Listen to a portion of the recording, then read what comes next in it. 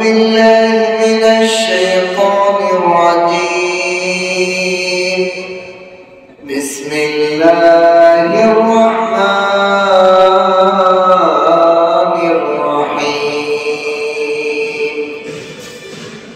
وما قدر الله حق قدره إذ قالوا ما أنزل الله على بشر من شيء قل من أنزل الكتاب الذي جاء به موسى نورا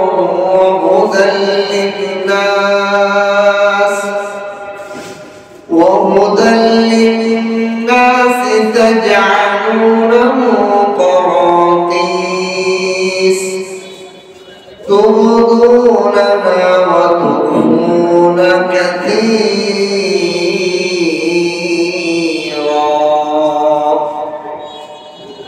وعلمتم ما لم تعلموا أنتم ولا آباؤكم قل الله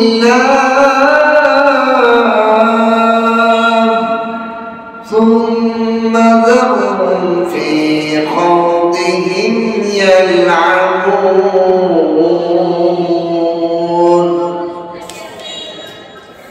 وهذا كتاب أنزلناه مبارك مصدق الذي بين يديه ولتنذر أم القرى ومن حولها والذين يؤمنون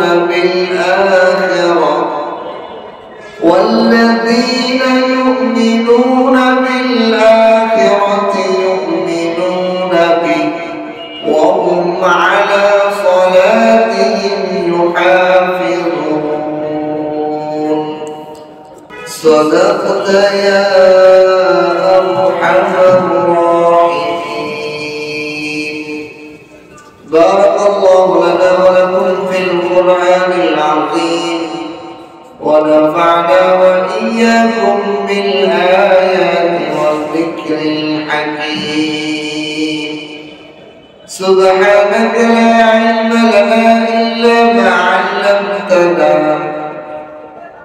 إنك أنت العليم الحكيم.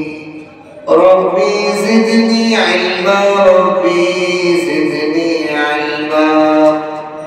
رب اشرح لي صدري ويسر لي أمري واحلل عقدة من لساني يفقهوا قولي.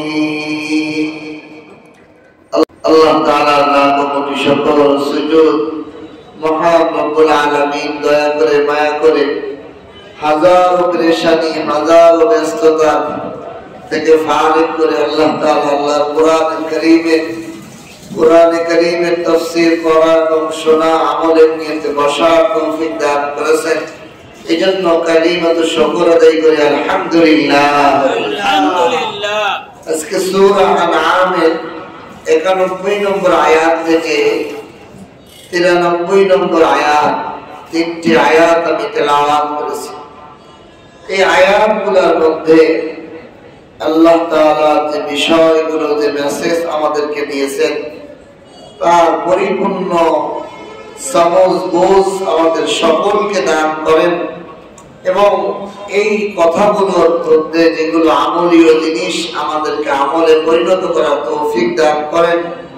যেই সমস্ত বিষয়গুলো নিষিদ্ধ বর্জনীয় এগুলোকে বর্জন করার তৌফিক দান করেন, বলেন আমিন।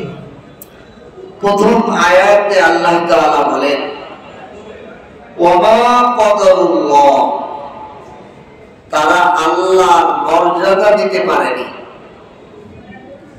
হাক্ক কদরিহি, আল্লাহর যে পরিমাণ মর্যাদার অধিকার রয়েছে, আল্লাহর মর্যাদা যে পরিমাণ, ওই পরিমাণ মর্যাদা তারা দিতে পারেনি। কখন? যখন কলু, তারা বলেছিল মা আনজালাল্লাহ, আল্লাহ নাযিল করে নাই আলা বাশারিন, কোন মানুষের উপর, মিন শাই, কোন বস্তু, কোন জিনিস, কোন ওহী। যখন কিছু লোক কাফের ইহুদিরা বলেছিল কোন মানুষের উপর আল্লাহ কিছুই নাযিল করে নাই, এই কথাটা তারা আল্লাহকে সম্মান দেয়নি। আল্লাহ যেই পরিমাণ সম্মানী, আল্লাহর সম্মানের ঘাটতি করেছে তারা, সম্মান, উপযুক্ত সম্মান আল্লাহকে দিতে পারেনি। শাব্দিক অর্থ এবং কেন এই আয়াত, কেন কার প্রেক্ষাপটে নাযিল হয়েছিল আয়াত। দ্বিতীয় নম্বরে আল্লাহ বলে, কুল, হে নবী আপনি বলে দেন, মান আনজালাল কিতাব, কে নাযিল করেছে ওই কিতাব, আল্লাযী জাআ বিহি মূসা নূর, মূসা আলাইহিস সালাতু ওয়াস সালাম এর উপর যে কিতাব কে নাযিল করেছে, যেটা মূসা আলাইহিস সালাম নূর হিসেবে নিয়ে এসেছিল। আসমানি কিতাব নূর নিয়ে এসেছিল মূসা, তাওরাত। এই কিতাব তাহলে কে নাযিল করেছিল? মানুষের উপর যদি আল্লাহ কোনো কিতাব নাযিল করে না থাকে, তাহলে এই মূসার উপর যে তাওরাত নামক নূরানি কিতাব নাযিল করা হয়েছিল, এটা কে নাযিল করছে বলেন? ওকে জিজ্ঞাসা করুন। ওয়া হুদাল লিন-নাস, যে কিতাবটা মানুষকে পথ দেখিয়েছে। তাজআলুনাহু কারাতিস, যা তোমরা যারা বলতেছো যে কোন আল্লাহ কারো উপর কিতাব নাযিল করে নাই, তোমরা ওইটাই খন্ডে খন্ডে বিভিন্ন পাতায় পাতায় তাওরাত আলাদা আলাদা করে লিখে রেখেছে। একত্রিত লেখো নাই, সিদ্ধ সিদ্ধ সেট সেট করে আলাদা আলাদা পৃষ্ঠা পৃষ্ঠা তাওরাত লিখে রেখেছে। তুবদুনা, কেন লিখছিলেন? যাতে করে প্রয়োজন অনুযায়ী কিছু প্রকাশ করো, ওয়াতুখফুনা কাসীরা, আর অনেক বিষয় গোপন করে ফেলতেন। এরকম যদি পূর্ণ কিতাব বাঁধানো থাকে, তাহলে যেটা আমার মুআফিক আছে সেটা আমি গোপন করতে রাজি হইব। এই জন্য আলাদা আলাদা পাঠ করে রাখছে, যেটা আমার মুআফিক না সেটা গোপন করে ফেলতো। এইভাবে গোপন করতে করতে অধিকাংশ বিষয় গোপন করে ফেলছে। ওয়া উল্লিমতুম মা লাম তা'লামুন, এবং তোমাদেরকে শিক্ষা দেওয়া হয়েছে, জানানো হয়েছে, হে আরবের নবীর সাহাবীগণ। ওয়া উল্লিমতুম, কিয়ামত পর্যন্ত আনেওয়ালা উম্মতকেও সম্বোধন করে, বিশেষ করে সাহাবায়ে কিরামকে সম্বোধন করে ওয়া উল্লিমতুম, তোমাদেরকে শিক্ষা দেওয়া হয়েছে, মা লাম তা'লামু, যা তোমরা জানতে না, আনতুম, আমার তাকিদ দিয়ে বলছে তোমরা জানতে না, ওয়ালা আবাউকুম, এবং কি তোমাদের বাপ দাদারাও জানতো না। রাসূলের পাশে যে ওহী নাযিল হয়েছে, এই ওহীর জ্ঞান তো আরবের মুশরিক কাফের সাহাবায়ে কেরাম কেউ জানতো না, এবং তাদের বাপ দাদারাও জানতো না। রাসূল ওহীর মাধ্যমে তাদেরকে আগের নবীর ঘটনাগুলো জানাচ্ছে। এই আরবের মুশরিকরা তো এর আগের নবীদের, আগের দুনিয়ার কি কাহিনীটা জানতো না, লেখাপড়াই জানে না, লেখাও নেই, নেই কোনো কিতাবাদি করতে পারে না, এর আগের ঘটনা জানতে পারে নবীর মাধ্যমে জানছে। কুল, হে নবী, এই জন্য বলে দেন, এই সব আসমানি কিতাব আমার কাছে যে কোরআন আসছে, তাওরাত, ইনজিল, কোরআন, যত কিতাব আসছে 104 খানা, সব নাযিল করেন আল্লাহ। কুলিল্লাহ, আল্লাহ নাযিল করছে সব। সুম্মা যারহুম, নবী এরপরে ইহুদিদেরকে ছেড়ে দেন, ফি খাউদিহিম, তাদের নিজেদের বিভ্রান্তির মধ্যে, ইয়ালাউন, তারা ওখানে উন্মাদ এবং খেলতামাশার কথা বলতে থাকো। তারা তাদের ইখতিলাফ, তারা যাদের কথা কইছে সেই কথা নিয়ে তারা বিভ্রান্তের মধ্যে ঘুরতে থাকে, বিভ্রান্তের মধ্যে তারা পতিত হয়ে থাকুক। আপনার এটা নিয়ে তাদেরকে ছেড়ে দেন, তাদের ব্যাপারে আর কোনো কথা বলেন। এটা হলো আয়াতের শাব্দিক অর্থ। কিন্তু আয়াতের শাব্দিক অর্থ বোঝার জন্য এই আয়াতটা কার কি প্রেক্ষাপটে নাযিল হয়েছে, এটা আমাদের সামনে না আসলে আয়াতের মর্মটা বোঝা কঠিন। হযরত সাঈদ ইবনে জুবাইর রাদিয়াল্লাহু তাআলা মুরসাল সনদের মাধ্যমে ইবনে আবি হাতিম রাদিয়াল্লাহু তাআলার পক্ষ থেকে riwayat করেছেন, রাসূলুল্লাহ সাল্লাল্লাহু আলাইহি সাল্লামের কাছে মালিক ইবনে যায়েদ নামে একজন ইহুদি, বড় ধর্মীয়, ইহুদিদের বড় একজন পণ্ডিত আলেম, এ রাসূলুল্লাহ সাল্লাল্লাহু আলাইহি ওয়াসাল্লামের কাছে আসছে ঝগড়া করার জন্য। গায়ে পড়ে ঝগড়া করবে, কয় যাই মুশরিকের কাছে ঝগড়া করে আসবো, বলে কিনা। এই মালিক ইবনে যায়েদ এই ইহুদিদের একজন বড় আলেম, সে আসছে রাসূলুল্লাহ সাল্লাল্লাহু আলাইহি ওয়াসাল্লামের কাছে গায়ে পড়ে ঝগড়া করতে। রাসূলের সাথে পায়ে পাও পড়ায় ঝগড়া করে না, কয়টা তোর সাথে করবি না, করতে হতে আমার সাথে ঝগড়া পা, কয় ভাই ঠকা, কয় না ঠকা হয়ে যাবে, তুই হয়তো কথা বল, ঝগড়া পা। এরকম টাইপের ইহুদি একজন আলেম মালিক ইবনে যায়েদ, সে এসে রাসূলুল্লাহ সাল্লাল্লাহু আলাইহি ওয়াসাল্লামের সাথে তর্ক বিতর্ক শুরু করছে। তো রাসূলুল্লাহ সাল্লাল্লাহু আলাইহি ওয়াসাল্লাম তাকে এক কথা আটকে দেওয়ার জন্য বলছে, এই মালিক ইবনে যায়েদ, তুমি তো তাওরাতের একজন বড় আলেম দাবি করো, তুমি কি তাওরাতের কিতাবের মধ্যে পাওনি যে আল্লাহ তাআলা পেটু মোটা আলেমদেরকে পছন্দ করেন না? কি বলছেন?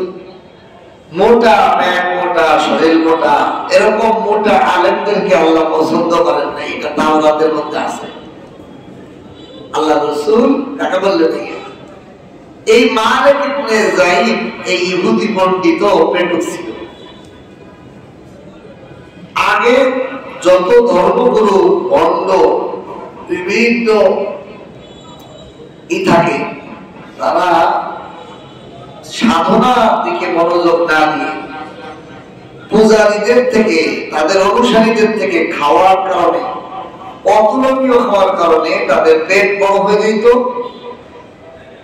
আর বিশেষ করে ইহুদি আলেমদের এই স্বভাব ছিল, তারা তাওরাতের কথা বিক্রি করে তাদের উম্মতের থেকে টাকা নিয়ে বেশি বেশি খাইয়ে এই অতুলনীয় খাওয়ার কারণে তাদের শরীর পেট বড় হয়ে যেত। এই জন্য আল্লাহ তাওরাতে এই আয়াত নাযিল করে দিয়েছেন যে আমি পেট মোটা মোটা আলেমদেরকে পছন্দ করি না।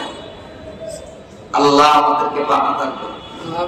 এই হাদিস আর এই তাফসীর পাওয়ার পরে আমি তো ভয় পাচ্ছি, আমার তো আমার পেট হয় নাই আলহামদুলিল্লাহ, তবুও যাতে আমার নবীর পেট ছিল না, আমার সাহাবায়ে কিরাম নবীর সাহাবায়ে কিরামের পেট ছিল না।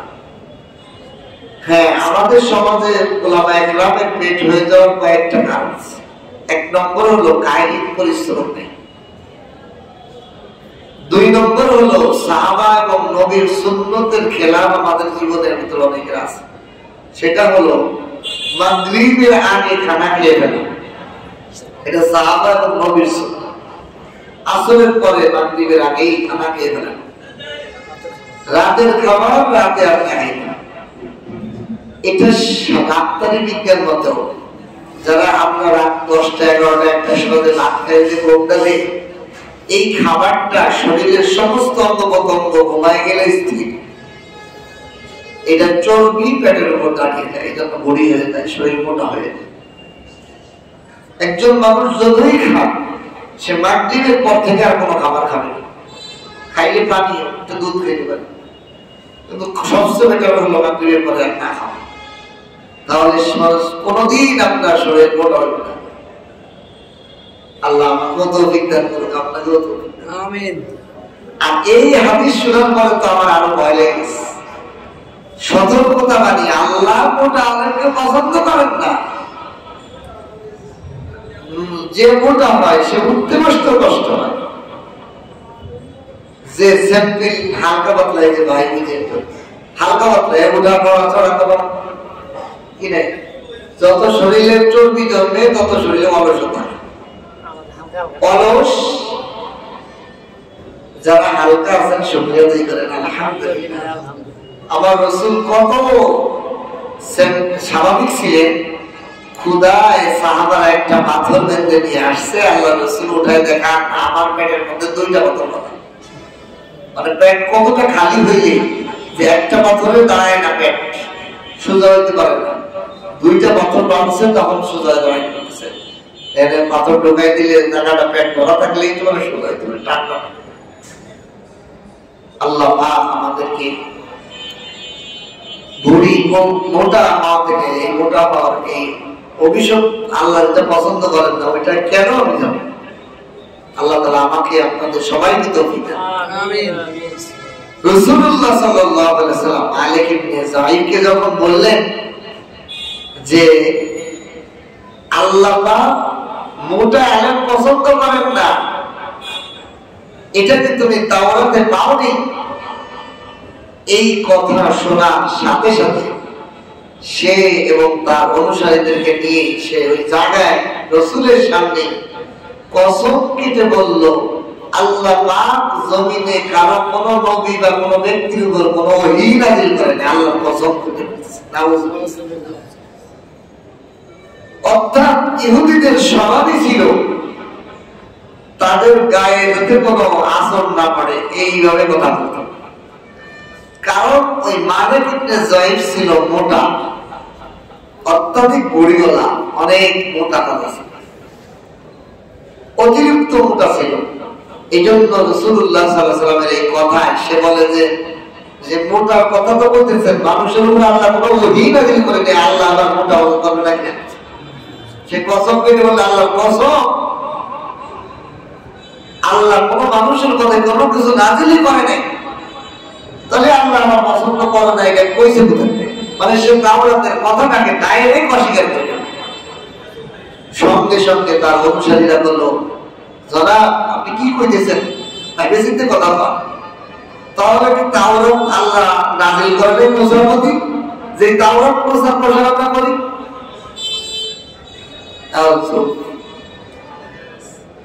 এই প্রেক্ষাপটে আল্লাহ পাক এই পুরো আয়াতটা নাযিল করেন, ওয়ামা কদারুল্লাহ হাক্কা কদরিহি ইয ক্বালু মা আনজালাল্লাহু আলা বাশারিন মিন শাই।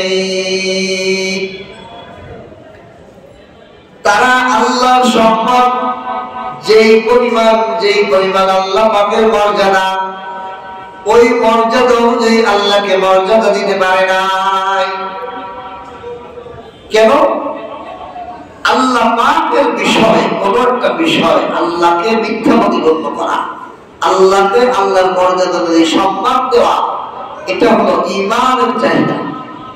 তো সে যখন বলছে আল্লাহ কোন মানুষের উপর ওহী নাযিল করি নাই, তাহলে আল্লাহ তো অহরহ আদম আলাইহিস সালাম থেকে সমস্ত নবীর উপর ওহী নাযিল করছে, এমন একটা সত্য বিষয়ে বরং সেও তো মুসা আলাইহিস সালামের অনুসারী মনে করে নিজেকে, তাওরাত মানা মনে করে সে মনে করে, তারপরও সে আল্লাহ নাযিল করে নাই আল্লাহর উপর মিথ্যা আরোপ করে আল্লাহর সম্মানের ঘাটতি করছে। এই জন্য আল্লাহ বলেন যে আল্লাহর যে পরিমাণ মর্যাদা, আল্লাহর কত বড় কুদরত, ক্ষমতা, সেই ক্ষমতা অনুযায়ী তাকে মর্যাদা দিতে পারে নাই। আল্লাহ ভয় ডর যদি তার মধ্যে থাকতো, তাহলে সে আল্লাহ এরভাবে কথা বলতে পারতো না। অথচ আল্লাহ নাযিল করছে, আল্লাহ কত মর্যাদা, কত পাওয়ারফুল, কত শক্তিশালী, সেই আল্লাহর উপর একটা মিথ্যা কথা জবাব দিয়েছে, তাও তার ভয় লাগতেছে না। আল্লাহর কসম দিয়ে বুঝেছে যে আল্লাহ কত বড় জ্ঞাত। এই জন্য এখান থেকে আমাদের একটা শিক্ষা হলো, সেটা হলো যারা ইসলামের কোন বিষয় নিয়ে কোন উল্টোপাল্টা কথা বলে, এর মানে সেই কি ইসলামের গণ্ডের বাইরে চলে যায়। কোরআন, আল্লাহ, নবী, রাসূল নিয়ে যেই একটু মজাক করবো সে ঈমান হবে না। কেন? আল্লাহকে, আল্লাহর মর্যাদার খেলাফ কোন কথা বললেই সে বেঈমান হয়ে যায়। এইটা কখন? ইসকালু, যখন তারা বলেছিল, ওই যে মালিক ইবনে যায়েদ, আল্লাহ বলছেন ইসকালু, যখন তারা বলেছিল মা আনজালাল্লাহ, আল্লাহ নাযিল করে নাই আলা বাশারি, কোন মানুষের উপর, মিন শাই, কোন ওহী নাযিল করে নাই, অথচ আল্লাহ তাওরাত নাযিল করেছেন, যেই তাওরাত তারা বহন করে মানুষের কাছে দাওয়াত দিবে, যেই তাওরাতের প্রচার প্রসার করে, তারা নিজেদেরকে ওই তাওরাতের অনুসারী মনে করে, অথচ তারা কসম কেটে বলে আল্লাহ কোনো কিছুই কোনো মানুষের নাযিল করে নাই। নিজেদের উপরও নিজেরা যে মিথ্যাবাদী, সেই মিথ্যাবাদী নিজের অস্তিত্বের দ্বারাই নিজে মিথ্যাবাদী প্রমাণিত হয়। একজনের দোকানে এখন আপেল আছে, কোন বাড়ি কোনো আপেলই নেই, আল্লাহর কসম নিজেই ধরা গিয়ে দেব, নিজের দোকানেই আপেল আছে। ওরকম বিষয় নিজেই তাওরাতের অনুসারী তাওরাত গ্রহণ করে সিদ্ধান্ত আল্লাহ কোনো ওহী না দিত তাহলে মুসা বলে তো তাওরাত হয়েছিল 15 মাস কেমনে বসে। এজন্য আল্লাহ বলেন কুল হে নবী আপনি বলে দেন মান আনজালাল কিতাবাল্লাযী জাআ বিহি মূসা নূরা, কে তারে নাযিল করলো ওই কিতাব যা মূসা আলাইহিস সালাম নূর হিসেবে নিয়ে এসেছিলেন। মূসা আলাইহিস সালাম নূর নামক নূর, এখানে তাওরাতকে নূর বলা হয়েছে। দেখেন জ্ঞানের কমি থাকলে মানুষের প্যাচ লেগে যায়। জ্ঞান যত যার বেশি তার কাছে যত অন্ধকার অস্পষ্টতা তত দূর। এর সহজ কথা হলো যার কাছে যত বড় আলো তার কাছ থেকে অন্ধকার তত দূরে। সহজ কথা বলে যার কাছে যত পাওয়ারের লাইট আছে তার থেকে অন্ধকার তত দূরে, আর যার কাছে লাইট ছোট অন্ধকার তার তত কাছে। বুঝতে পারছেন? যে যার জ্ঞান কম তারা মনে করে যে নবীর ক্ষেত্রে নবীরে নূর পায় না। নূর শব্দের শাব্দিক অর্থ হলো আলো, কিন্তু একটা হলো শাব্দিক অর্থ হলো পারিভাষিক অর্থ, রূপক অর্থ। অনেক সময় আমরা অনেক ব্যক্তিকে বলি বাঘের বাচ্চা, এর মানে কি তার শরীরে ডোরা কাটা পশম আছে, তার একটা লেজ আছে, তার আত্মার নখ। এখানে রূপক অর্থে বাঘের বাচ্চা মানে বীরত্ব, সাহসিকতা, বীর শক্তিশালী পুরুষ, এটা বোঝানো না। আমি বললাম বাঘের বাচ্চা মানে এই তুমি বলো বাঘের বাচ্চা বললে কে? আমি কি করি? আমার কি শরীরে আরে আমি তোমার কথাটাই বোঝো না, তোমাকে আমি সাহস বুঝেছি। বাঘের বাচ্চা মানে বাঘ সাহস, তুমিও সাহস। ঠিক না? নূর তার উদ্দেশ্য হলো, নূরের শাব্দিক অর্থ না, কিন্তু রূপক অর্থ হলো নূর মানে আলো। এই আলো কি করে? আলো অন্ধকার দূর করে দেয়। তাওরাত কিতাব জাহেলিয়াত দূর করে দিয়েছে। কোরআন কিতাব আরবের আইয়ামে জাহেলিয়াতের যুগের মানুষের মূর্খতা দূর করে দিয়েছে। এই মূর্খতার অন্ধকারকে দূর করার জন্য আসমানি কিতাবগুলো আলোর ভূমিকা রাখে। এই জন্য আসমানি কিতাবগুলোকে নূর বলা হয়। এখানে শাব্দিক অর্থ ধরল না। শাব্দিক অর্থ কোরআন খুলে রাখলে লাইট সব অফ করে দিলে আলো হয়ে যাব, এটা একটা পাগলামি ছাড়া কিছু হইব না। আমি যদি এই যে কোরআন আমার সামনে আছে, সব লাইট বন্ধ করে দেন, অটোমেটিক পুরো কোরআন মানে আলোকিত হয়ে যাবে, হবে? বরং সব লাইট বন্ধ করে দিলে কোরআন শরীফটা কোথায় আছে এটাই দেখতে হবে। তাহলে আল্লাহ তো কোরআনে কারীমকে কোরআনের মধ্যেই বলছে অনেক জায়গা নূর, আলো। শাব্দিক অর্থ হিসেবে এটা অর্থ নয়, এটার অর্থ হলো রূপক অর্থ, যে এই কোরআন তুমি অধ্যয়ন করবে, তোমার ভিতর বিকাশিত হবে কোরআনের আলো, মূর্খতা দূর হইবে, কুফরি দূর হয়ে যাবে, শিরকি তোমার থেকে দূর হয়ে যাবে, একত্ববাদ আল্লাহর বিশ্বাস তোমার মধ্যে আসবে, আমল শুদ্ধ হয়ে যাবে, বেআমলি তোমার থেকে দূর হয়ে যাবে, বেআমলের অন্ধকার তোমার থেকে দূর হয়ে যাবে। এটা হলো কোরআনের কাজ। ঠিক আল্লাহ তাআলা বলেন কুল মান আনজালাল কিতাব আল্লাযী জাআ বিহি মূসা নূরা, হে নবী আপনি বলে দেন মান আনজালাল কিতাব আল্লাযী, ওই কিতাব, যে কিতাব, এই ওই কিতাব যেটা মূসা আলাইহিস সালাম নূর হিসেবে নিয়ে এসেছিলেন। ওই নূর মানে হিদায়াতের জরিয়া হিসেবে নিয়ে এসেছিলেন তাওরাত নামক কিতাব। ওই কিতাবটা তাহলে কে নাযিল করলো? আল্লাহ যদি জমিনের উপর কোন ব্যক্তির উপর কোন জিনিস নাযিল না করে থাকে, ওই ইহুদি তুমি বলো মূসা আলাইহিস সালামের পরে কিতাব কে নাযিল করলেন? প্রশ্ন। যেই কিতাবের এখন প্রশংসা, ওয়া হুদাল লিন-নাস, যেই কিতাবগুলো মানুষকে হিদায়াতের রাস্তা দেখায়, তাজালুনাহা কারাতিস, যেই কিতাবগুলোকে তোমরা ছিন্ন ভিন্ন পৃষ্ঠা বিষয় লিখে রাখছো, তাওরাত কিতাবকে তোমরা ভিন্ন ভিন্ন পৃষ্ঠা লিখে রাখছো পাতা পাতা করে, কেন একসাথে বাঁধাই করে রাখো না কেন? আল্লাহ পাক এখানে তখন দিচ্ছে যে কিতাবগুলো তোমরা ভিন্ন ভিন্ন কারাতিস অনেক পাতায় আলাদা আলাদা করে রাখছো, এক বলি হয়ে রাখো কেন?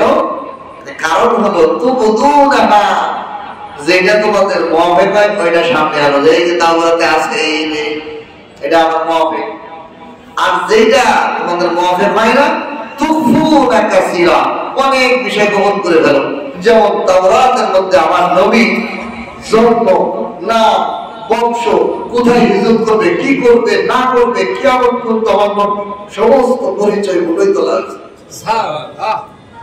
কিন্তু তাওরাতের এই ইহুদি আলেমরা ওই পৃষ্ঠাগুলো খুলে সব আগমন করে গেছে যাতে মোহাম্মদকে না চিনতে পারে। আমাদের ধর্ম ঠিক থাকে, আমাদের বান্ডায় যেন হাদিয়া আসতে থাকে, মোহাম্মদ যেন হাদিয়া না। ইহুদিরা অনেক ইহুদিরা এই জন্য ইসলাম গ্রহণ করে নাই, নবীর বিরুদ্ধে করছে যে আমরা যদি নবী মোহাম্মদ যেন আনি আমাদের এতদিন হাদিয়া তওবা খাই আমরা বড় হবো। নবী মোহাম্মদ সাল্লাল্লাহু আলাইহি ওয়াসাল্লাম আসার আগে তাও তো বড় হয়েছে, কারণ নবী আসার পরে তো বড় হুজুরের খানা নাই, এই জন্য ওরা বিরোধিতা করে। এই দেশে মোহাম্মদ এই নবী নেই, এই নবীর বারের মতো আমাদের কোনো কথাই নেই, উল্টো পাল্টা ব্যাখ্যা গোপন করা শুরু করছে। আল্লাহ তাআলা বলেন, হে নবী আপনি বলে দেন وَعُلِّمْتُمْ مَا لَمْ تَعْلَمُوا أَنْتُمْ وَلَا آبَاؤُكُمْ, তোমাদেরকে জানানো হয়েছে শিখানো হয়েছে মা ওই জিনিস লাম তা'লামু যা তোমরা আগে জানতে না। কোরআনের মাধ্যমে যে জিনিসগুলো তোমাদেরকে জানানো হয়েছে এই জিনিসগুলো তোমরাও জানতে না, ওয়ালা আবাউকুম তোমাদের বাপ-দাদারাও জানতো না। কুলিল্লাহ, এই সব কোরআন এবং তাওরাত সব কে নাযিল করেছেন? আল্লাহ। আপনি বলে দেন আল্লাহ নাযিল করেছেন। সুম্মা যারহুম, অতঃপর হে নবী আপনি তাদেরকে ছেড়ে দেন, ইহুদিদের সাথে ঝগড়া করার দরকার নেই, এদেরকে ছেড়ে দেন। ফি খাউদিহিম ইয়ালআবুন, এই ইহুদিদেরকে নিজেদের অনর্থক কথা চর্চা খেলার মধ্যে ওদেরকে ছেড়ে দেন, ওরা ওদের ওই অনর্থক কথা চর্চা করতেই থাকো, ওদের ব্যাপারে আপনি মাথা ঘামায়েন না। এখানে আমাদের জন্য কি শিক্ষা? এক নম্বর শিক্ষা হলো আল্লাহ পাককে অস্বীকার করা, তার সাথে কোনো কিছু শরীক করা, তার শানের খেলার কোনো বিষয় উল্লেখ করাও আল্লাহকে অস্বীকার করা। আর আল্লাহ পাকের সম্মানের খেলাফ কোনো কথা বলাও আল্লাহর সাথে আল্লাহকে অস্বীকার করা। আর আল্লাহকে যে অস্বীকার করে সে বেঈমান হয়ে যায়। সুতরাং আল্লাহর শানের খেলাফ কোনো কথা যদি আমাদের দ্বারা হয়ে যায় এটা মানুষকে কুফরের দিকে, কাফের হওয়ার দিকে নিয়ে যাবে। দুই নম্বর বিষয় হলো কোরআন এই আসমানি কিতাবগুলা, যত আসমানি কিতাব আছে সব আসমানি কিতাবগুলাকে নূর বলা হয়, আলো। এই আলো আমি আমার ব্যক্তিগত জীবনে যদি ঢুকাই, আমার পরিবারে ঢুকাই, আমার ছেলে মেয়ের মধ্যে ঢুকাই, তাহলে আমার ভিতরে আলোকিত হয়ে যাইব, আমার পরিবার আমার ছেলে মেয়ের মধ্যে আলোকিত হয়ে যাবে। এই জন্য আসমানি কিতাবের কিছু শিক্ষা প্রতিদিন আমার পরিবারে আমার ঘরে যেন হয় এই চেষ্টা করে। আসমানের ফেরেশতা যেই ঘরে তেলাওয়াত হয়, যেখানে তেলাওয়াত হয়, ওই জায়গাটাকে তারকার মতো ঝলমল করতে দেখি। বলেন সুবহানাল্লাহ। এই জন্য প্রতিটা মানুষের হৃদয়ের মাঝে কোরআনের কিছু না কিছু প্রতিদিন মুখস্থ করার চেষ্টা করে। দেখেন কোরআনের 3টি আয়াত, ছোট ছোট আয়াত আছে, আবার কিছু আয়াত আছে বড় বড়। যেমন আজকে যে 3টা আয়াত তেলাওয়াত করছি, এক পৃষ্ঠা জুড়ে, আর একটা আয়াত হলে পুরো এক পৃষ্ঠা হয়ে গেল। কিন্তু আপনি যদি চেষ্টা করেন যে প্রতিদিন 3টে আয়াত করে মুখস্থ করব, তাহলে 6 বছরে আপনার পুরো কোরআন মুখস্থ হবে। সুবহানাল্লাহ। হাফেজ সাহেব হিফজখানায় মুখস্থ করে 1 পৃষ্ঠা 2 পৃষ্ঠা 3 পৃষ্ঠা করে সারাদিন পড়ে, আর আপনি 24 ঘন্টায় যদি 3টি আয়াত প্রতিদিন মুখস্থ করেন আর এই ধারাবাহিকতা রাখেন, তাহলে 6 বছরে আপনার পুরো কোরআন শরীফ কমপ্লিট। অথচ একটি আয়াত মুখস্থ করলে কি পরিমাণ সওয়াব! জান্নাতের একটা ফ্ল্যাটের, একটা মর্যাদার ফ্ল্যাটের মালিক হয়ে যাবে। যদি ঘোষণা করা হইতো যে গুলশানের একটা ফ্ল্যাটের মালিক হবেন 1 কোটি টাকা দাম, একটা আয়াত মুখস্থ করলে বলেন কোনাবাড়ির সব বাজারের লোক সবাই ফেলাইছে, দোকানদার ফেলাইছে, যার দোকানদার রাখতে 1 কোটি টাকা ফ্ল্যাট, একটা আয়াত মসজিদে মুখস্থ করলে গুলশানের একটা ফ্ল্যাট দেওয়া হবে। এই ঘোষণা যদি করা হয়, বাস্তবে দেওয়া শুরু হয়ে যায়। কেউ কি আর কোনাবাড়ি দোকানদার থাকবে না? তবে এক দিনে 100 মুখস্থ হবে, দিনে 100 মুখস্থ হবে, 100 ফ্ল্যাটের মালিক হলো। ঠিক কিনা? হার দুনিয়ার গুলশান বানানোর ফ্ল্যাটের জন্য পাগল হইতে পারবো, কিন্তু জান্নাতের একটা ফ্ল্যাট যা ইট এবং বালি হবে স্বর্ণ এবং রূপা দিয়ে, যা প্রশস্ত হবে, চোখ যত দূর যায় তত বড়। এরকম ফ্ল্যাটের মালিক হইতে চাইলে প্রতিদিন কিছু না কিছু আয়াত মুখস্থ করা। আপনি 3 আয়াত না পারেন, আমার কথা 3 আয়াত পারেন না, একটি আয়াত টার্গেট করেন যে প্রতিদিন আমি নামাজের আগে পরে তেলাওয়াত করে একটা আয়াত মুখস্থ করব, তাহলে আপনার 12 বছর লাগুক, অসুবিধা আছে না? 12 বছর না, 36 বছর লাগুক, 318 বছর লাগুক। 3 আয়াত করে করলে 6 বছর লাগলে, 1 আয়াত করলে 18 বছর লাগবে। আমার কথা 20 বছরে আপনি হাঁটে যান, তবুও অসুবিধা নেই। অসুবিধা আছে না? প্রতিদিন একটি করে আয়াত আমি ঢোকানো আমার অন্তর আলোকিত। যেই মানুষটা সকালে চিন্তা করে যে প্রতিদিন বছরের পরে একটা মুখস্থ করা ছাড়া বাজারে যাবো না, দোকানদারি করবো না, ব্যবসা করবো, সম্ভব কিনা? একটা আয়াত কতটুকু? যেমন আর রহমান একটা আয়াত, আল্লামাল কুরআন একটা আয়াত, খলাকাল ইনসান একটা আয়াত, আল্লামাউল বায়ান একটা আয়াত, 4টা আয়াত। এরকম মুখস্থ করতে বসলে আপনি 1 আয়াত না 3 আয়াত আপনার কিছু কিছু আয়াত বড় আছে, আপনি এটা ভাগ্যে রেখে অল্পটার মধ্যে করেন। আসলে কোরআন শরীফের মধ্যে একটা আয়াত আছে 31টা, তো ওই আয়াত ওই 30টা আপনি এক এক লাইন করে মুখস্থ করেন, একদিন 1 লাইন করে মুখস্থ করেন, অসুবিধা আছে? এই যে নূর, এই নূর কিয়ামতের দিন কবরে, হাসরে, মিজানে সব জায়গায় আমাদেরকে আলো দিবে। সুবহানাল্লাহ। এখন চার্জ দিয়ে রাখলে দিনের বেলা ব্যাটারি চার্জ দিয়ে রাখবেন, কারেন্ট আসলে রাতের বেলা আপনি ব্যাটারি দিয়ে আলোকিত করতে পারবেন, কবরের জগতে আলোকিত করবে। এই আয়াত থেকে আমাদের শিক্ষা, আসমানি কিতাব নূর, আমাদের ভিতরে নূর ঢুকানো হচ্ছে। 3 নম্বর বিষয় হলো যে আল্লাহ তাআলা ইহুদিদের কর্তৃক যে তাওরাত তারা গোপন করছে, তাদের তাওরাতের পৃষ্ঠাগুলো আলাদা আলাদা করিয়া গোপন করা যায়।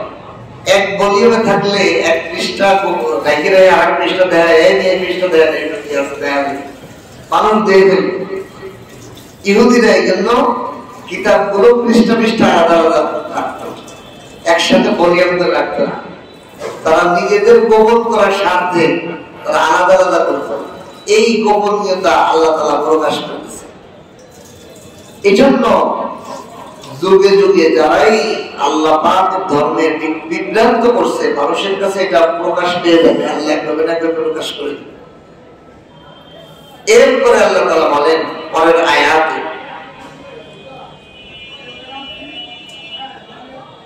وَهَذَا كِتَابٌ أَنزَلْنَاهُ مُبَارَكٌ مُصَدِّقُ الَّذِي بَيْنَ يَدَيْهِ। আর এই যে কোরআন, এটা তাওরাতের কথা গেল, এখন আসছে এই যে কোরআন, আনজালনাহু, আমি আল্লাহ তাআলা এই কোরআনকে নাযিল করেছি, মুবারাকুন, বরকতওয়ালা। সুবহানাল্লাহ। কেমন বরকতওয়ালা? কি শোনাবো বলো, কোরআন যে কত বরকতের। কেউ যদি সব ইনকাম বাদ দিবে, যে আমি চাকরি করব না, ব্যবসা করব না, খেত খামারি করবো না, খালি মসজিদে বসিয়া বসিয়া আমি কোরআন তেলাওয়াত করব। আল্লাহ রাসূল সাল্লাল্লাহু আলাইহি ওয়াসাল্লাম ওয়াদা করেছেন তেলাওয়াতে তার রিজিক টানিয়া নিয়ে আসবে। সুবহানাল্লাহ। পরীক্ষিত আমলে সূরা ওয়াকিয়া লম্বা কোরআন শিখতে হবে। প্রতিদিন রাতের ঘুমানোর আগে মাগরিবের পর থেকে রাতের ঘুমানোর আগে সূরা ওয়াকিয়া তেলাওয়াত করতেন। রিজিক গায়েবের খাজানা থেকে আপনারা কোথা থেকে আসবে বুঝতেও পারবেন না, এত বরকত আল্লাহ।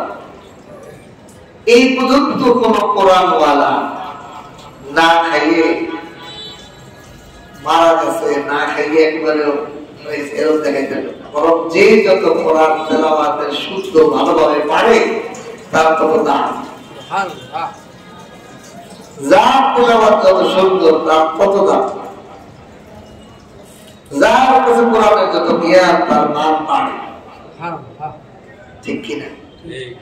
এই জন্য আল্লাহ বলেন হাযা কিতাব, এই যে কোরআন কিতাব আনজালনাহু, তোমরা যে বলেছিলে আল্লাহ কারো কোন জিনিস নাযিল করে নাই, আমি আল্লাহ বলতেছি এই কোরআন আমি আল্লাহ নিজেই নাযিল করেছি। সুবহানাল্লাহ। এই কোরআনটা মুবারাকুন বরকতওয়ালা, যার জিন্দেগির মধ্যে কোরআন থাকবে, কোরআনের সম্পর্ক থাকবে, কোরআনওয়ালার সাথে মহব্বত থাকবে, শুধু কোরআনই বরকত নয়, এর সাথে যে কোনো ভাবে যার সম্পর্ক থাকবে তার জীবনে বরকত শুরু হয়ে যাবে। সুবহানাল্লাহ। যে কোনো ভাবে কোরআনের সাথে তার সম্পর্ক তার বরকত।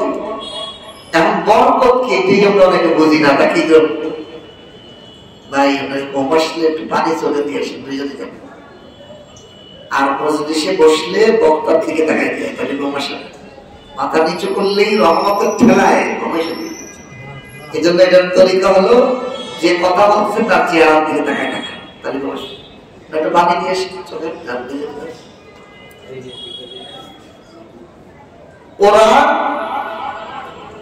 এত বরকতওয়ালা, এর সাথে কোন ধরনের সম্পর্ক হইলেই বরকত আরো ভালো হয়ে।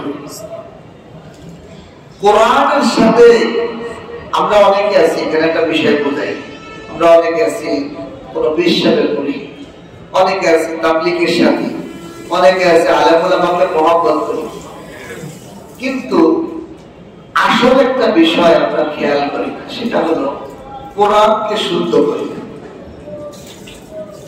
3 দিন 40 দিন সময় দিতেছি খানকায় প্রতিদিন মজলিস হুজুরের সাহেবের দরবারে যায়, পীরের মুরিদ আমার হাজিরা গায় 3 দিন মাহফিল হইলে 40 দিনে টাকা বইলে খানকায় যে সময় দিতেছি, সিল্লাই সময় দিতেছি, কিন্তু আমার কোরআনটা এখনো শুদ্ধ হয়নি। যেইভাবে শুদ্ধ হওয়া দরকার সেভাবে আমার এখনো শুদ্ধ হয়নি। তাহলে এটা আমার জন্য খুবই অবরকত। এই জন্য বরকতের স্বাদ পাচ্ছি না। বরকত কি বলতেছিলাম, কথাটা ছুটে গেছে। বরকত কাকে? বরকত হলো একজন ইনকাম করে 1 লাখ টাকা, সে একটা ফ্ল্যাট নিয়ে থাকে, ছেলে মেয়ে বাচ্চা নিয়ে খরচ করে দেখা যায় মাস শেষে তার আরো 2-5 হাজার টাকা ঋণ হয়ে যায়। 1 লাখ টাকা বেতন পায়, টাকাটা হয় না, আরো 5 হাজার টাকা মাস শেষে ঋণ। আর একটা লোক পাই 5 হাজার টাকা, সে বিবি বাচ্চা নিয়ে ছোট্ট একটা 3 সিটের রুম নিয়ে থাকে, 2000 টাকার একটা রুম নিয়ে কোনো খায় ঘুরে আরো 500 টাকা সঞ্চয় করে। মাস শেষে তার, বছর শেষে তার কত টাকা হইল? 6000 টাকা হলো না? 12 মাস 500 টাকা সঞ্চয় করলে 12 মাসে তার 6000 টাকা ফান্ড আছে। আর ওই লোক 1 লক্ষ টাকা বেতন পেয়েও বছর শেষে ঋণ কত? 5000 করে যদি প্রতি মাসে হয়, 60,000 টাকা ঋণ।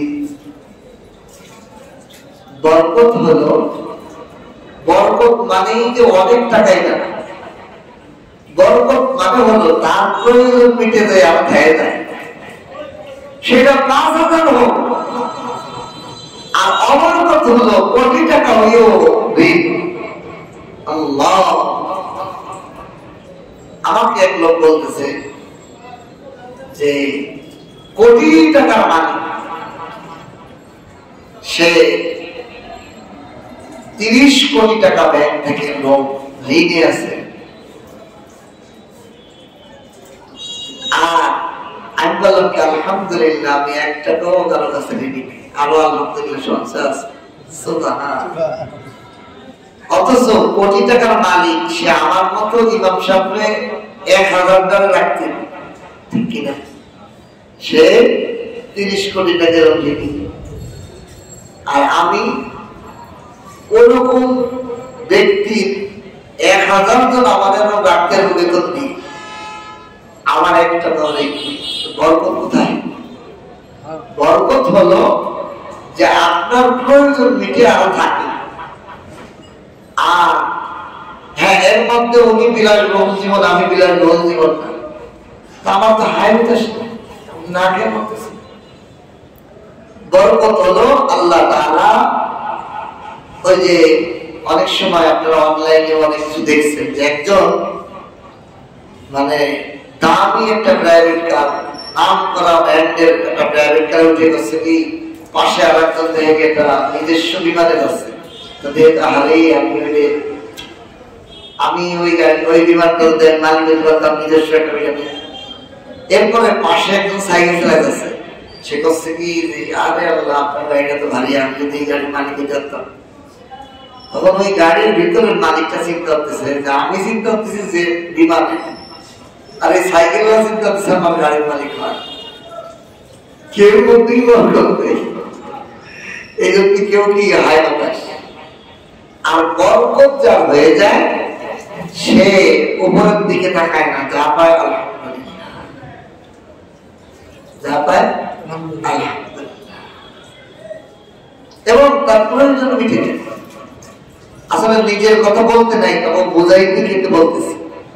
আমার জীবনে ছোটকাল থেকে কোনদিন মানে কল্পনার আশা আকাঙ্ক্ষা থাকে না মানুষের, এই আশার মধ্যে কোনো খুঁজেও পাওয়া যাবে না আমার লাইফে। আমি নিজে খুঁজে পাইনি যে আমার লাইফে আমি ছোটকাল থেকে কোনোদিন আশা করছি কিনা, এরকম আমি তালাশ করছি। তালাশ করার মধ্যে একটা মোটরসাইকেল স্কুটি কিনবো, এটাও নেই। তাহলে আমি কিনলাম কেন?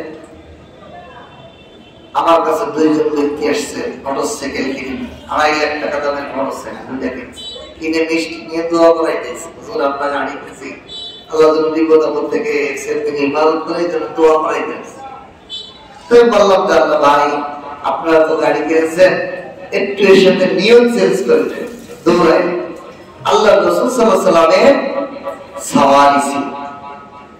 সাওয়ারি আমার নবীর একটা সুন্নাত।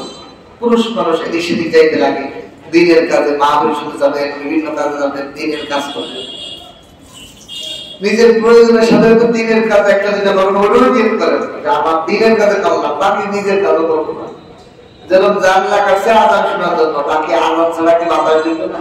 ঠিক আছে, আজান তো সবসময় না, 5 বেলা 5 বেলা, কিন্তু আজানের নিয়তের কারণে জান্নাতটা সওয়াবের কারণে। সুবহানাল্লাহ। তারপর নিয়ত করে দিনের কাজের জন্য সওয়ারি কিনলাম, আশেপাশে মাহফিলে বিভিন্ন জানাবো, আল্লাহ তাআলা এই সুন্নতের নিয়তের দোয়াটা করে দিলেন। তা আমি নিজে চিন্তা করতেছি, আমি এনাদেরকে বললাম পুরুষ মানুষের সওয়ারি, নবীর সওয়ারি ছিল সুন্নত, আমার তো এই সুন্নত নেই। পড়ে গেলাম বিপদে, নিজেই ওনাদেরকে উপদেশ দিতে যে নিজে বিপদে পড়ে গেছি। বিপদে মানে কি, এই সুন্নত আমি খুঁজে পাচ্ছি না, আমার তো নাই। বাকি চিন্তা করলাম সুন্নত যে জিনিস সেটা সবার জন্য সহজ, এটা সুন্নত হয়, সেটা সবাই আদায় করতে পারে, এমনই মানুষ।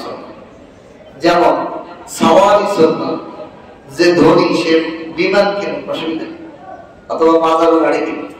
যে মধ্যবিত্ত সে মোটরসাইকেল স্কুটি কিনে, যে নিম্নবিত্ত সে একটা সাইকেল কিনে, ঠিক কিনা? তাহলে সবার জন্য এই সুন্নত, সাওয়ারি সুন্নত রাখা যায় কিনা? আমি চিন্তা করলাম যে আমারও একটা সাওয়ারি, আল্লাহ ওনাদের সাথে দোয়া করার সময় আল্লাহ বললাম আল্লাহ আমারও একটা সাওয়ারি ব্যবস্থা, এই আশা। এর আগে আমার কল্পনা হয়েছিল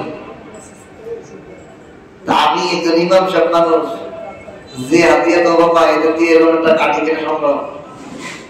একটা গাড়ি 2.5 লাখ টাকা দাম। ওরে আল্লাহ রে আল্লাহ, এই টাকা বুঝাইতে গেলে আবার 250 বছর যাবে। কিন্তু যখন দোয়া শুরু করছি, আল্লাহ তাআলা সহজ করে দিয়েছে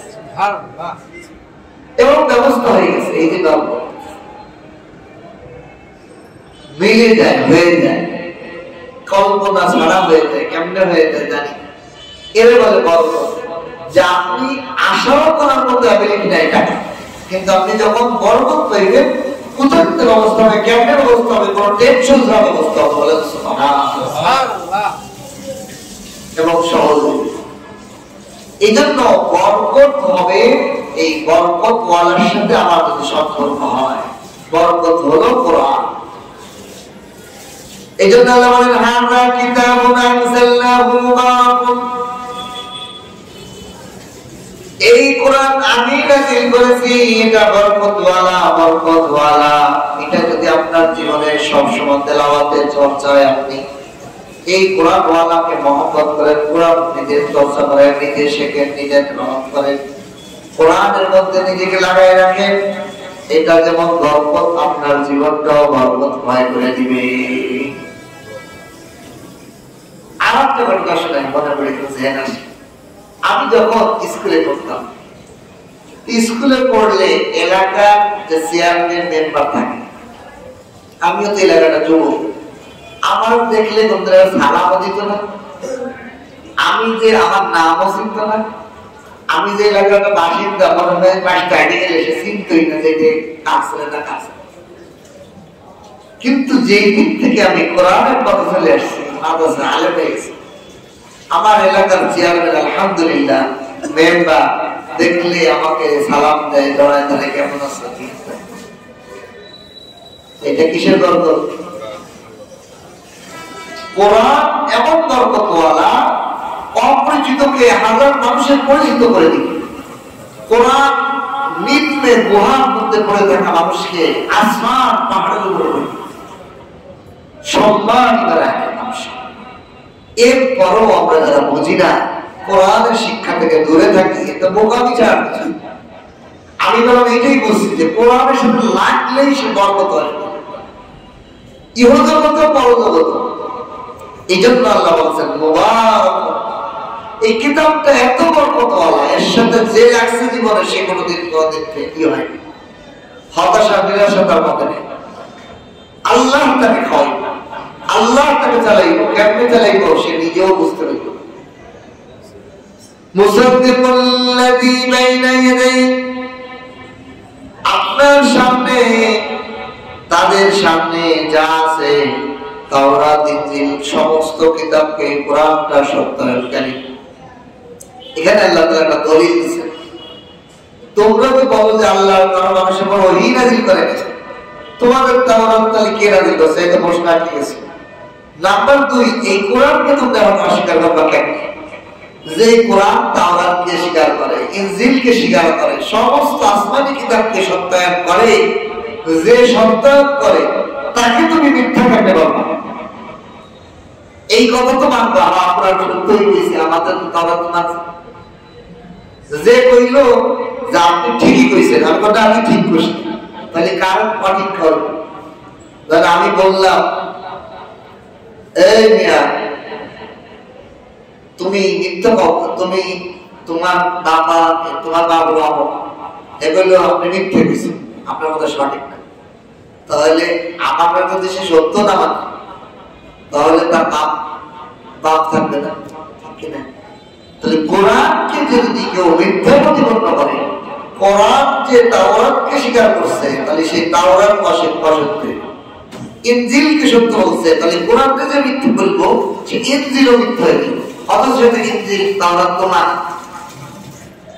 এজন্য আল্লাহ বলতেছেন মুসাদ্দিকুন আল্লাযী বাইনা ইয়াদাইহি, তাদের হাতের সামনে যা রয়েছে সব কোরআন স্বীকার করে। এবং হে নবী ওয়ালিতুনযিরু উম্মাল কুরা, এই কোরআন দিয়ে মক্কার পবিত্র ভূমিকে আপনি, ভূমির মানুষদেরকে ভয় প্রদর্শন করুন। উম্মুল কুরা সম্মানিত শহর। এই আরব মক্কাবাসী, মক্কাকে উম্মুল কুরা বলা হয়। এই শহরের বাসিন্দাদেরকে আপনি কোরআন দিয়ে আল্লাহর ভয় প্রদর্শন করুন। ওয়ামান হাওলাহা, এবং এই শহরের আশপাশ যত মানুষ আছে, পৃথিবীর আনাজকারা উত্তর দক্ষিণ মিলে পৃথিবীর পুরো বিশ্বের যত মানুষ আছে সবাইকে কোরআন দিয়ে ভয় প্রদর্শন করুন এবং ওই সমস্ত লোকদেরকে ভয় প্রদর্শন করুন ওয়াল্লাযীনা ইউমিনুনা বিল আখিরাহ, যারা আখিরাতের বিশ্বাসী, আখিরাতকে বিশ্বাস করে। ইউমিনুনা বিহি, এবং এই কোরআনের প্রতি তারাই বিশ্বাস স্থাপন করবে। যাদের মধ্যে আখিরাতের বিশ্বাস আছে, আখিরাতের প্রতি ঈমান আছে, তারাই এই কোরআনকে বিশ্বাস করবে। সুবহানাল্লাহ। কোরআনের বিশ্বাসটা আখিরাতের বিশ্বাসের সাথে কেন বললেন? কারণ যার আখিরাতের প্রতি বিশ্বাস আছে সে কোরআনের কথা ভয় পেয়ে। আর যার কবর হাসর বিষয় আমি বলে দেবো তো শেষ, আমার লাশটাকে দান করে দিস, নাস্তিকরা বলে। নাস্তিকরা যারা আল্লাহ বিশ্বাস করে না, হাসর নাসর কবর মৃত্যু বিশ্বাস করে না, মৃত্যুর পরে যাবো, তারা বলে গেছি শেষ, আমার লাশটা দিয়ে তোরা যা ইচ্ছা মেডিকেলে করিস, দান করে দিন। বলে না, লাশটা দান করলে দান হবে কিনা? না, আপনার বাড়ির গরু ধরে এনে যদি আমি দান করে দিই হবে? গরু দান করে দিলে আপনার মাল চলিয়ে দেন, দান করলে আমার তাহলে সবই হবে। কেন হইব না? কেন? এটা আপনার মাল, আমার মাল না, সব জন্য আমার মাল হওয়া, ঠিক কিনা? ঠিক এই বডিটার মালিক কে? আল্লাহ। এই জন্যই বডির মধ্যে প্রয়োজন ছাড়া কাটাকাটি কোনো সরাসরি করা যাবে না, এটা আমার মত। আমার কাছে সাহাবায়ে কেরামের জীবনীর মধ্যে তাকাইলে দেখা যায় এক সাহাবী কাঁদতেছে। কেমন ছিল তাদের মেজাজ দেখেন? আমার হাত কেটে গেছে অসতর্কতায়, আমি আল্লাহর কাছে কিয়ামতের দিন কি জবাব দেবো? আল্লাহ আমারে ভালো আঙ্গুল দিছিল, আমি অসতর্কতায় কাইটে ফেললাম, এইটার কি কৈফিয়ত দিব আল্লাহর কাছে? এই জন্য কাঁদতেছে। অথচ আমরা অনেক সময় কত দুষ্টুমি করে হাত কেটে এলাই, কত কিছু করে এলাই শরীরে, এগুলো সবই কবিরা না। এই জন্য আল্লাহ তাআলা বলেন আখিরাতের বিশ্বাসী যাদের আছে তাদেরকে কোরআনের কথা বললে তারা বিশ্বাস করবে, কবর হাসরের কথা বিশ্বাস করবে। আর যাদের আখিরাতের বিশ্বাসী নেই, এই জন্য আখিরাতের বিশ্বাসী মানুষগুলো গোলামুক্ত হতে পারে। যাদের যত আখিরাতের প্রতি বিশ্বাস, কবরের বিশ্বাস, তারা তত কোরআনের কথা, আলেমের কথা মানবে, দ্বীনের কথা মানবে, গুনাহ থেকে বিরত থাকবে। এরপর আল্লাহ বলেন ওয়াহুম আলা সালাতিহিম ইউহাফিজুন, এবং তারা এই আখিরাতের বিশ্বাসী মানুষগুলাই ঈমান আনে কোরআনের প্রতি। এবং দুই নম্বর কাজ তারা করে, তারা নিজেদের সালাতকে হেফাজত করে। সুবহানাল্লাহ। এখন আপনি সমাজের দিকে তাকাইলে বুঝতে পারবেন যারা কারা আখিরাতের বিশ্বাসী আর অবিশ্বাসী সহ।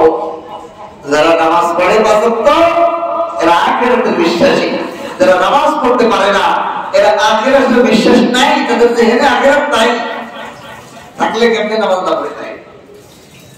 এক ওয়াক্ত নামাজ না পড়লে কোটি কোটি বছর জাহান্নামে জ্বলতে হবে, এই বিশ্বাস যার আছে, এক সেকেন্ড তো দুনিয়ার আগুনের, মোমের আগুনের মধ্যে হাত দিয়ে রাখতে পারি না, সে কেমনে নামাজ পড়ে? আল্লাহ বলেন ওয়াহুম আলা সালাতিহিম ইউহাফিজুন, যারা আখিরাতের বিশ্বাসী তারা কোরআনকে যেমন বিশ্বাস করে তেমনি ভাবে তারা নিজেদের সালাত, নামাজকে হেফাজত করে। আর নামাজের ব্যাপারে আলোচনা করতে গেলে তো সামনে একটা যাওয়াই হবে। নামাজ এমন এক ইবাদত, আল্লাহ রাসূল তো বলেন তারকুস সালাত বাইনাল কুফরি ওয়াল ঈমান, আও কামা ক্বালা আলাইহিস সালাম। রাসূল বলেন নামাজ মুমিন এবং ঈমানদারের মধ্যে, ঈমানদার এবং কাফেরের মধ্যে পার্থক্যকারী নামাজ। যে নামাজ পড়ে ঈমানদার, যে পড়ে না নামাজ বেঈমান। আরো মজার কথা হলো নামাজ পড়ার জন্য ওযু লাগে, ঠিক কিনা? পবিত্রতা লাগে। কাপড় পাক, নামাজের জায়গা পাক, নামাজ পড়ার জন্য কিরাত কোরআন তেলাওয়াত লাগে। যে নামাজ পড়বে সে কোরআনে বিশ্বাস হবে, কোরআন শিখবে। আর নামাজের মধ্যে তেলাওয়াত হয়, আল্লাহর জিকির হয়। নামাজের মধ্যে বাইরের কোনো কথা বলা যায় না, খাওয়া যায় না, পান করা যায় না। নামাজের মধ্যে মানুষের সাথে সাক্ষাৎ করে কেমন আছে এই কথা বলা যায়। এর মানে কি নামাজটা একমাত্র আল্লাহ থেকে বড়। নামাজ পড়নেওয়ালা দুনিয়ার জমিনে থাকলেও সে আরো সে সিজদাতে পারে। সুবহানাল্লাহ। এজন্য পৃথিবীর বুকে যত বিধিবিধান আল্লাহ নাযিল করছেন, বিধান দিয়েছেন নবীর উপর, সমস্ত যাকাত ফরজ হয়েছে দুনিয়ায়, রোজা ফরজ হয়েছে দুনিয়ায়, হজ ফরজ হয়েছে দুনিয়ায়, কিন্তু নামাজ ফরজ করছে আল্লাহ রাসূলের কোথায় নিয়ে? মেরাজে নিয়ে, আরশে নিয়ে। শুধু আসমানে না, আল্লাহর আরশে নিয়ে নামাজ ফরজ করেছে।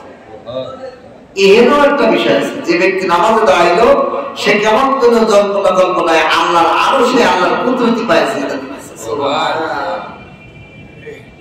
আর নামাজের শুরু থেকে শেষ পর্যন্ত টাকা এর মধ্যে সব আছে, সমস্ত ইবাদত ইসলামী শরীয়তের সব নামাজের মধ্যে দিয়ে আছে। যেমন দেখেন ইসলামের 5টা রকম, কালেমা, নামাজ, রোজা, হজ, যাকাত। এই 5টার মধ্যে নামাজ বাদ দিলে 4টা না, এই 4টা নামাজের মধ্যে আছে। নামাজ পড়নেওয়ালা প্রতিদিন কালেমা পড়ে। দেখেন আপনি তাশাহুদ পড়েন, কি পড়েন? আশহাদু আল্লা ইলাহা ইল্লাল্লাহু ওয়া আশহাদু আন্না মুহাম্মাদান আবদুহু ওয়া রাসূলুহু। 2 রাকাতের কম তো নামাজ নেই। 2 রাকাত নামাজ যখনই পড়বেন তাশাহুদ পড়া লাগে না। তাশাহুদ পড়লেই আপনি কি পড়েন? কালেমা, শাহাদাত। নামাজ পড়নেওয়ালা প্রতিদিন ঈমানের দৌড়ায়, ঈমান আনে, ঈমান পুনরাবৃত্তি করে। এই জন্য নামাজ পড়নেওয়ালা সব নামাজের হিসাবটা সঠিক, সে আখিরাত সঠিক। কারণ ঈমান কবে যায় আর কবে আসে, কবে আমার দৌড়াইতে হবে তবে জানাই দেন। কিন্তু আমি যখনই নামাজ পড়তেছি তখনই বললাম আশহাদু আল্লা ইলাহা ইল্লাল্লাহ, আল্লাহ আমি সাক্ষ্য দিতেছি আপনি ছাড়া কোনো ইলাহ নাই, ওয়া আশহাদু আন্না মুহাম্মাদান আবদুহু ওয়া রাসূলুহু, আমি আরো সাক্ষ্য দিতেছি মুহাম্মদ সাল্লাল্লাহু আলাইহি ওয়াসাল্লাম আল্লাহ আপনার বান্দা ও রাসূল। তাশাহুদের মধ্যে দিয়েছি। এইবার আসেন নামাজের মধ্যে রোজা আছে। নামাজ পড়নেওয়ালা কেমন যেন প্রতিদিন রোজা রাখতে হবে। আচ্ছা রোজা রাখে কি আরে?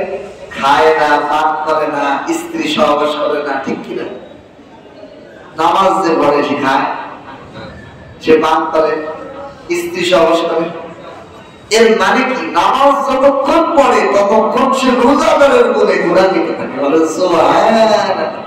তাকবীর দিয়া থেকে সালাম পর্যন্ত যতটুকু টাইম সে নামাজ পড়ে ততটুকু টাইমে সে খায় না, পানও করে না, সে স্ত্রী সহবাস করে না।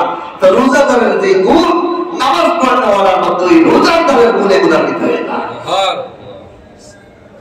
3 নম্বর যাকাত, এটাও নামাজের মধ্যে আছে। যাকাত শব্দের অর্থ মাল পবিত্র করা। আর আল্লাহ নিজেই কইছেন ইন্নাস সালাতা তানহা আনিল ফাহশাই ওয়াল মুনকার। নামাজ মানুষকে ফাহিশা, গুনাহ, অবাধ্য, জিনা, ব্যভিচার, মিথ্যা শিকায়ত, গীবত শিকায়ত, যত ধরনের গুনাহ আছে সমস্ত গুনাহ থেকে মানুষকে বাঁচায়। বলেন সুবহানাল্লাহ। এবার একটা উদাহরণ দিই, দেখেন নামাজে যে দাঁড়িয়ে আল্লাহু আকবার, সালাম পর্যন্ত সে মিথ্যা কথা কয়, গীবত কয়, মালে ভেজাল দেয়, জিনা করছে, গীবত দিয়েছে, কোন ধরনের গুনাহ নামাজে দাঁড়ানোর একটু টাইম বেশি করে। এর মানে বান্দার মধ্যে একটা মেজাজ তৈরি হইতেছে, যতক্ষণ পর্যন্ত সে নামাজে দাঁড়ায় থাকতেছে ততক্ষণ পর্যন্ত সে গুনাহ মুক্ত জিন্দেগি পার করা শিখতেছে। নামাজ পড়ে নিচে গেলে আমি গুনাহ মুক্ত থাকতে পারবো কিনা জানি না, কিন্তু যেই টাইমটুকু আমি দাঁড়ায় নামাজ পড়েছি ততটুকু টাইম তো আমার গুনাহ মুক্ত ছিল, ঠিক কিনা? আমি নিচে নামছি, একটা নারী এবার বেবদ দেখি নারী নজরে মারছে, একদম ধরস্তরক করে দাঁড়ায় গেছে, নজর করতে পারে কিনা? গান বলতে পারতেছে, অথবা কোনো খারাপ দৃশ্য আমার চোখের উপর এসে করতে পারে। অথবা একটা মানুষকে মিথ্যে কথা বলে ফেলছে, তখন বিবাদ করে ফেলছে, কিন্তু যতক্ষণ আমি নামাজ পড়ছি ততক্ষণ আমি গুনাহ করব। তাকবীর থেকে সালাম পর্যন্ত আমার ওই 10 মিনিট ওই 5 মিনিট একটা গুনাহ আমার হয় না। এই জন্য নামাজ মানুষকে গুনাহ পবিত্রতা জাকাতের করতে পারে। 3 নম্বর 4 নম্বর হলো হজ। নামাজ পড়ার মধ্যে হজের কথা। হজ শব্দের অর্থ, হজ শব্দের অর্থ হলো হজ শব্দের অর্থ হলো ইচ্ছা করা, আল্লাহর দিকে ধাবিত হওয়ার ইচ্ছা করা। এখন বলেন যে নামাজ পড়ে সে কার দিকে ধাবিত হয়? আল্লাহর দিকে ধাবিত হয়। মসজিদে হোক, বাসায় হোক, ঘরে হোক, যেখানেই হোক, সে যায় নামাজে মনে করে আমার আল্লাহ আমার সামনে, আমি আল্লাহর কাছে চলে আসছি। ঠিক কিনা? وهو معكم أينما كنتم والله بما تعملون بصير। সে মনে করে আমার সামনে আল্লাহ, আমি আল্লাহর কুদরতি হাতে পায়ের মধ্যে সিজদা দিব। ঠিক কিনা? এই জন্য নামাজ পড়তে বলা কেমন যেন হজ করতে বলা হয়। সুবহানাল্লাহ। এরপরে আসেন নামাজের মধ্যে তেলাওয়াত আছে কিনা, তেলাওয়াতের আমল কিনা, নামাজ যে পড়ে সে তেলাওয়াত করা লাগে কিনা, কমসে কম কুরআন সূরা তো পড়া লাগে, সূরা ফাতিহা তো পড়া লাগে। তো নামাজ পড়নে वाला প্রতিদিন তেলাওয়াত করনে वाला, নামাজ পড়নে वाला, জিকির করনে वाला, कोई जिक्र किरम कोई सुबहानाल्लाहि रब्बिल सुबहान रब्बिल आज़ीम सुबहान रब्बिल आला পড়েন কিনা? তাহলে নামাজ পড়নে वाला মধ্যে জিকির গুজার আছে। নামাজ পড়নে वाला जिक्र करने वाला, नामाज पढ़ने वाला तिलावत करने वाला, नामाज पढ़ने वाला दुआ करने वाला। की दुआ? अल्लाहुम्मा इन्नी ज़लमतु नफ्सी ज़ुल्मन कसीरा वला यग़फिरु ज़ुनूबा इल्ला अंता फ़ाग़फ़िर ली मग़फ़िरतम मिन इंदिक वरहमनी इन्नका अंतल गफ़ूरुर रहीम। दुआ করেন না? আয় আল্লাহ, আমি নিজের উপর জুলুম করে ফেলেছি, তওবা করছি। নামাজ পড়নে वाला আল্লাহর হামদ শুকরগুজার করনে वाला হয়ে যায়। দেখেন আল্লাহ পাক শুকরগুজার বান্দাদের পছন্দ করে। নামাজ পড়নে वाला প্রতিদিন শুকরগুজার করে, কি কয়? আলহামদুলিল্লাহি রাব্বিল আলামিন। আল্লাহ বিশ্ব জগতের প্রতিপালক আপনি, আল্লাহ আপনার জন্য সমস্ত প্রশংসা। নামাজ পড়নে वाला শুকরগুজার বান্দা, নামাজ পড়নে वाला পবিত্র বান্দা, নামাজ পড়নে वाला কলেমা পড়নে वाला বান্দা, নামাজ পড়নে वाला রোজাদারের গুনাহ পড়নে वाला বান্দা, নামাজ পড়নে वाला প্রতিদিন হজ করনে वाला বান্দা, নামাজ পড়নে वाला তেলাওয়াতকারী, নামাজ পড়নে वाला জিকিরকারী, নামাজ পড়নে वाला তওবাকারী, নামাজ পড়নে वाला দোয়াকারী, নামাজ পড়নে वाला আল্লাহর কাছে অহংকার বিনয় দিয়ে মাথাকে জমিনের মধ্যে ঠেসে ধরতে ওয়ালা। নামাজ পড়নে वाला বিনয়ী হয়, কারণ আর কোন বিপদতে কপাল আর নাক জমিনে মিশানো হয় না। একমাত্র নামাজের মাধ্যমে হয় বান্দার সর্বোচ্চ অহংকারকে ধূলিসাৎ করে কপাল আর মাথাকে জমিনে ঠেকে বলে আল্লাহ আর পিছিয়ে নিতে পারতেছি না, ঠাইসে ধরছে। এই জন্য ফিকি মাসালা হলো নরম বিছানায় যদি সিজদা দাও, ঠাসিয়ে ধরো, যতক্ষণ পর্যন্ত তোমার মাথা যতদূর যায়। এর মানে কি বুঝাইল না? এর মানে বুঝাইল আল্লাহ বান্দা তুমি নিজেকে যত ছোট মনে করবা, নিজেকে যত ছোট মনে করবা, যত ছোট তুমি নিজেকে মনে করবা, এই ছোট কামনা যত করতে রাখবা তত তোমার অহংকার দূর হইব। অহংকার দূর হয়। দেখেন একটা মানুষ রাস্তায় হেঁটে যাচ্ছে, ভাই তুমি এটা জমির মধ্যে নাকটা মিশান 1 কোটি টাকা কি নামে শুনো, কেন শুনো 1 কোটি টাকা দিলে তো কিছু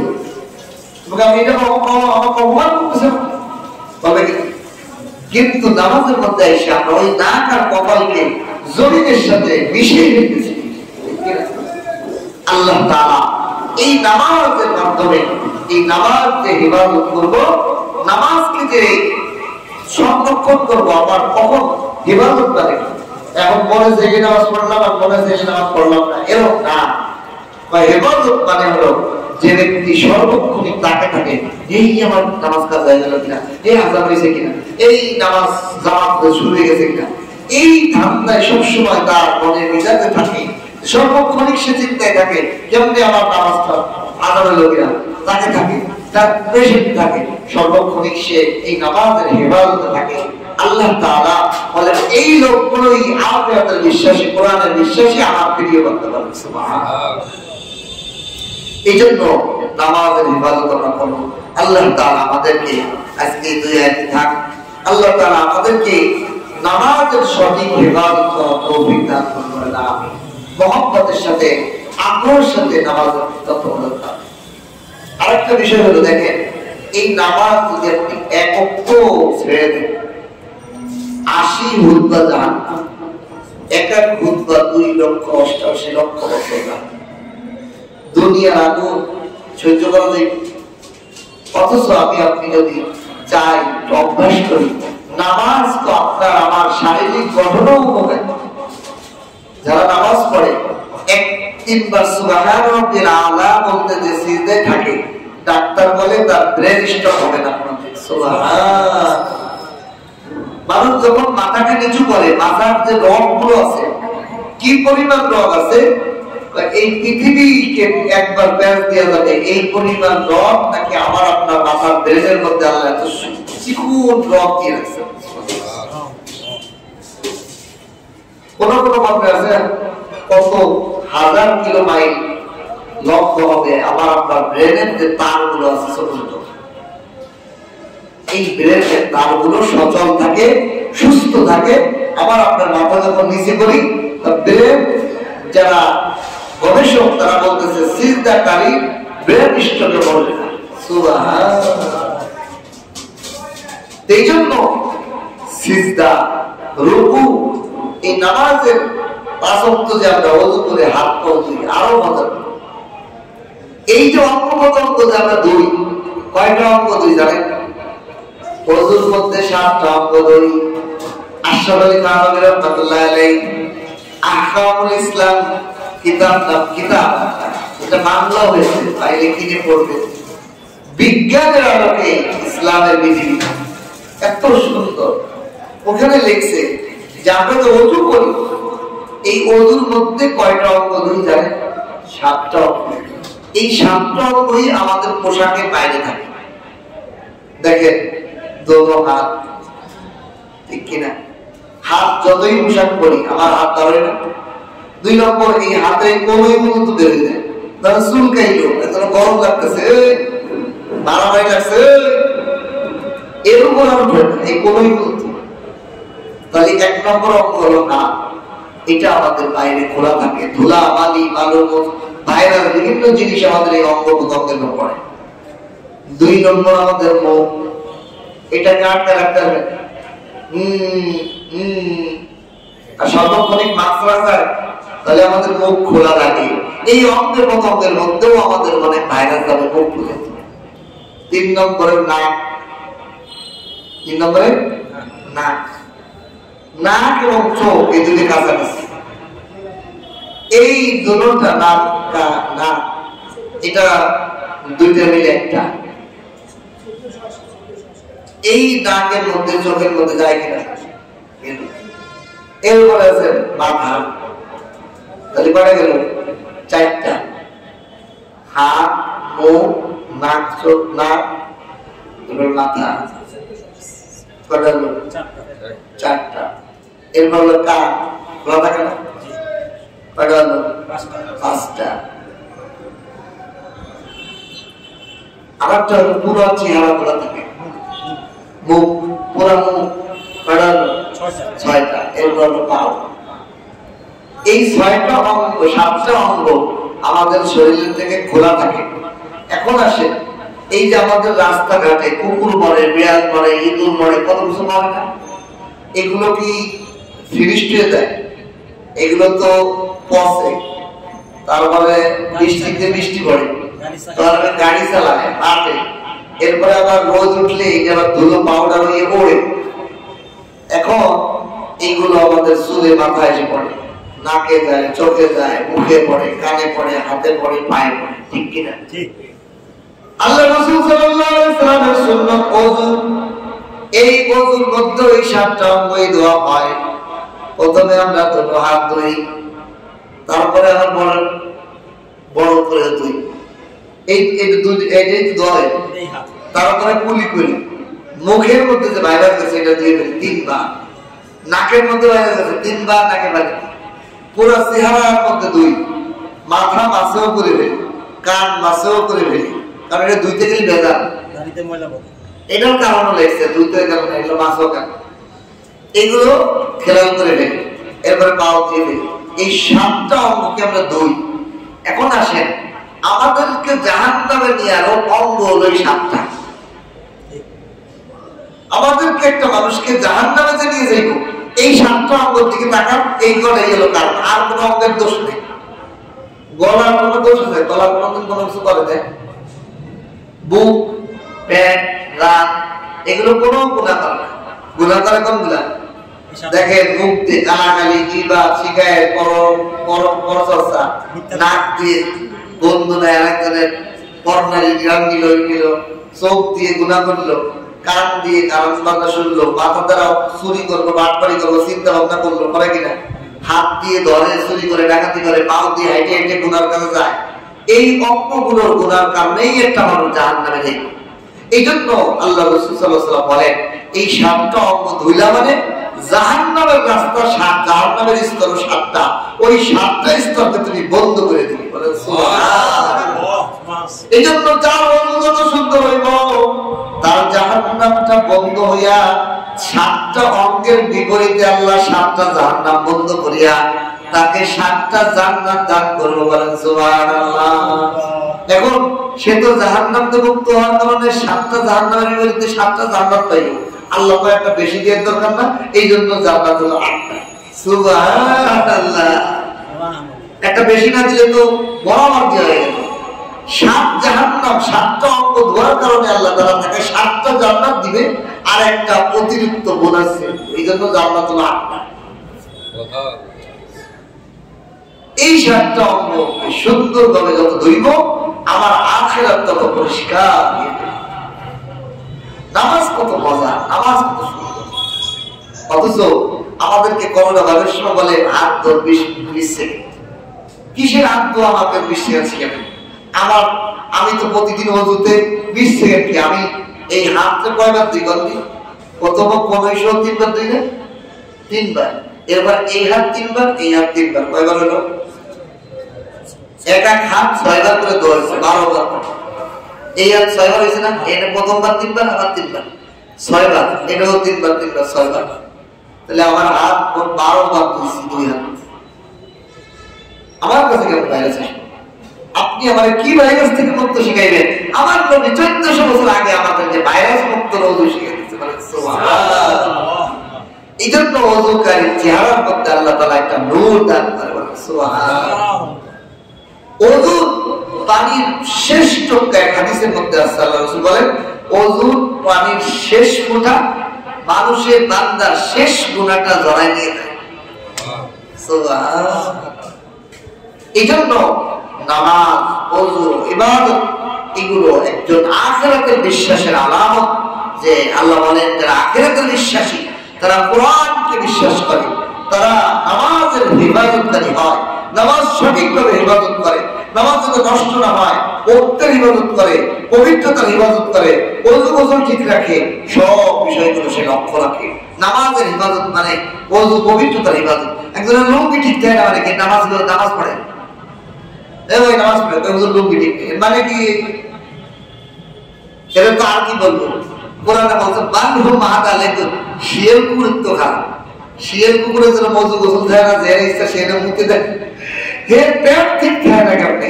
এরা কি কইতা বলে?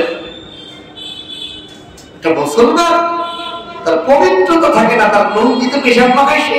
তুই কি পুরা বাদ নাকি গেটা বাচ্চা নাকি যে প্যান্টের মুতি দেশে মোটা প্যান্ট নিয়ে পড়ে ঘুরে আসছে?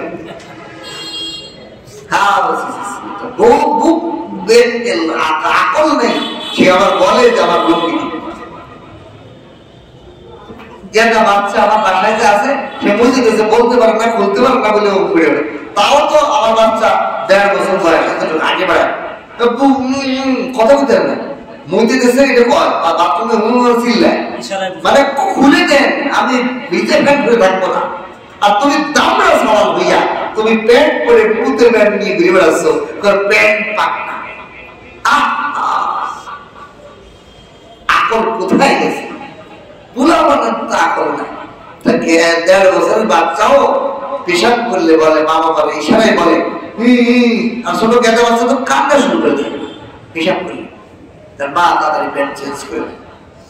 তুমি তো এরকম না যে তোমার প্যান্ট খুলে চেঞ্জ করে দিয়ে লিখবো আমাকে, তুমি মোদের প্যান্ট নিয়ে করেছো। আল্লাহ আমাদেরকে বোঝার তৌফিক দান করুন, আল্লাহ আমাদেরকে বোঝার তৌফিক দান করুন। যখন কোন মানুষ কোরআন থেকে দূরে যায়, কোরআনের বিশ্বাস থাকে না, তার দ্বারা এটা সম্ভব যে তার লুঙ্গি নামাজ থাকবে, প্যান্ট নামাজ থাকবে। এই আয়াত থেকে আমাদের জন্য শিক্ষা। এই জন্য আল্লাহ বলেন আখিরাতের বিশ্বাসীরা এই কোরআন বিশ্বাস করে, কোরআনের সঙ্গে থাকে, নামাজের ইবাদত করে, ওযুর মাধ্যমে, পবিত্রতার মাধ্যমে, শরীরের পবিত্রতার মাধ্যমে সে ভালো থাকে। আল্লাহ তাআলা আমাদেরকে এই আয়াত থেকে নামাজের গুরুত্ব, ইবাদত, আল্লাহ কোরআনের ইবাদত, কোরআনের মহব্বত, ইশক আমাদেরকে দান করেন বলেন আমিন। ওয়া আখিরু আলহামদুলিল্লাহি রাব্বিল আলামিন।